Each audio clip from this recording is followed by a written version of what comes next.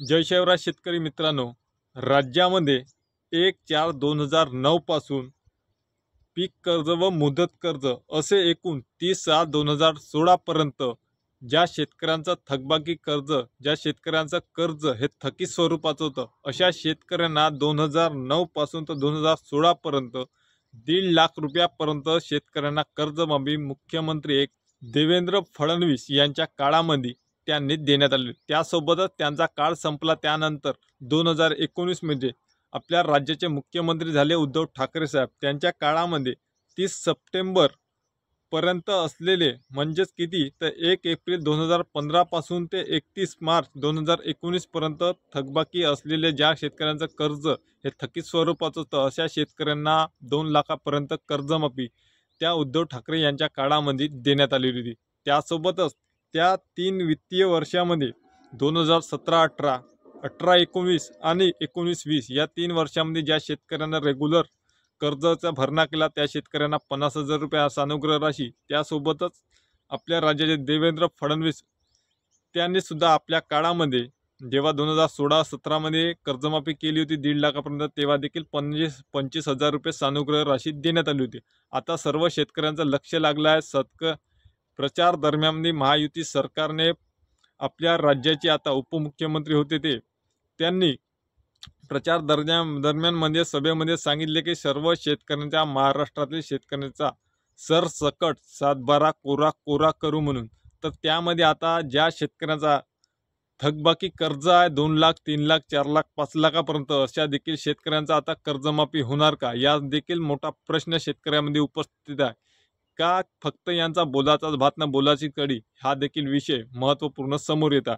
आता देवेंद्र फडणवीस यांच्या काळामध्ये 1.5 लाखापर्यंत कर्जमाफी केली होती 2009 ते 2016, म्हणजे एकूण 7 वर्षाची ज्या शेतकऱ्यांकडे 1.5 लाखापर्यंत कर्ज थकीत स्वरूपाचं होतं, ज्या शेतकऱ्यांना भरलं नव्हतं त्या शेतकऱ्यांना 1.5 लाखापर्यंत माफ दिले। त्यासोबतच मुख्यमंत्री झाले होते ते 2019 मध्ये उद्धव ठाकरे, त्यांनी 2 लाखापर्यंत कर्ज माफ केलं होतं। तर या संपूर्ण कालावधीत आता 2024चा काळ आला, आता महायुतीचं सरकार आल्यानंतर त्यांनी जाहीरनाम्यामध्ये की प्रसिद्ध केले की शेतकऱ्यांना कर्जमाफी देण्यात आहे।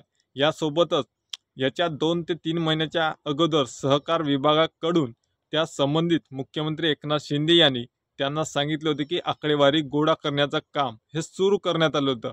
आता बहुतेक शेतकऱ्यांचं कर्ज हे थकीत स्वरूपाचं व त्यांच्या कर्जाचा ओझा असल्यामुळे देखील, पात्र असून देखील त्यांना या दोन्ही कर्जमाफीपासून आजही कित्येक शेतकरी वंचित आहे।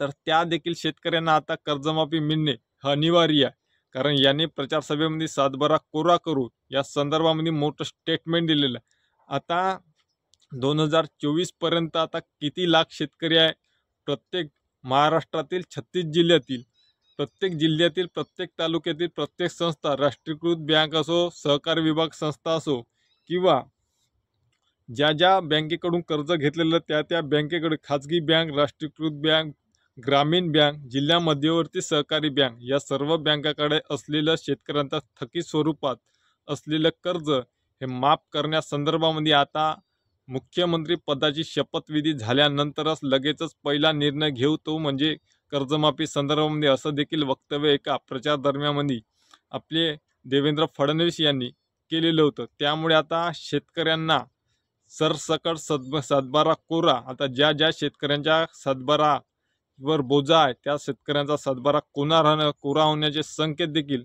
आता आशावादी हे निर्माण झालेली आहे। पण आता ती अंमलबजावणी कधी होणार, कारण मुख्यमंत्री लाडकी बहीण योजनेअंतर्गत आता परत त्यांनी 600 रुपयाची वाढ केली आहे महिन्याला, आणि त्याला प्रति महिन्याला 44 कोटीची तरतूद, 44,000 कोटीची तरतूद ह्या प्रत्येक महिन्याला करावं लागेल। या संदर्भात देखील आज बातमी प्रकाशित झाली आहे।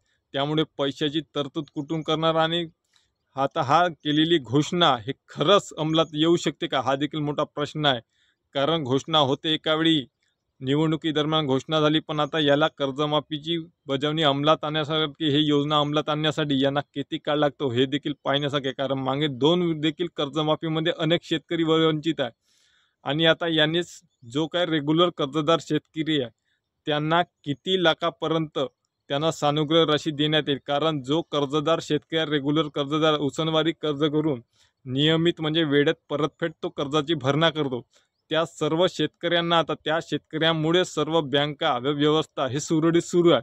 जर रेग्युलर कर्जदार शेतकरी जर त्यांनी भरणा केला नसता तर संपूर्ण बँका थकीत स्वरूपात गेल्या असता, एकाही शेतकऱ्याला कर्ज हे मिळालं नसतं, हे देखील वास्तव आहे.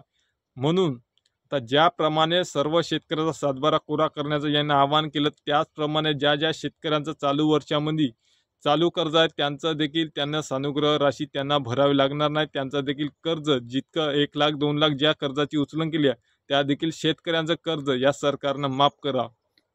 जेणेकरून ज्याप्रमाणे थकीत स्वरूपात ज्या शेतकऱ्यांचा कर्जावर बोजा आहे, ज्या शेतकऱ्यांचं कर्ज हे अचानक वाढलेलं आहे 2 ते 4 वर्षात नापिकीमुळे, रोगराईमुळे, या संपूर्ण निसर्गाच्या लहरीपणावर शासनाच्या धोरणामुळे शेतकऱ्यांचं कर्ज हे शेतकरी हा भरू शकत नाही 4 ते 5 वर्षापासून. त्यामुळे थकीत स्वरूपाचं ज्या शेतकऱ्यांचं कर्ज आणि रेग्युलर कर्जदार शेतकऱ्यांचं 1 ते 2 लाख रुपयांचं त्यांना सुद्धा सानुग्रह राशी देण्यात यावी अशी देखील शेतकऱ्यांची मागणी आहे. त्यामुळे आता बघूया मुख्यमंत्री कधी बसते आणि मुख्यमंत्री स्थापन झाल्यानंतर किती दिवसात ह्या मुख्य कर्जमाफीची अंमलबजावणी करते. त्यासोबतच त्या अंमलबजावणी झाल्यानंतर त्याच्यामध्ये अटी निकष त्याच्यामध्ये कोणते कोणते लादले जाऊ शकतात हे देखील आता समोर पाहण्याजोगं आहे. तर व्हिडिओ आवडला असेल तर शेतकरी मित्रांनो लाईक करा, शेअर करा, सबस्क्राईब करायला विसरू नका. धन्यवाद.